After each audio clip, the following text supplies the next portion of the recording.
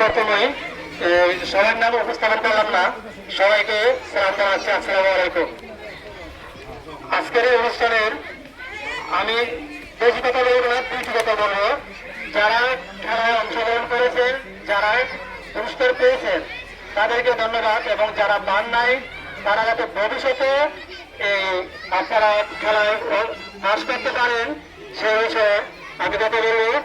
এবং টিচারদেরকে আমি বলবো, শিক্ষক যারা শিক্ষিকা আছে, ছাত্র ছাত্রীদেরকে আপনারা লেখাপড়ার পাশাপাশি তাদেরকে আদব কায়দা এগুলো বিষয়ে একটু নজর দেবেন।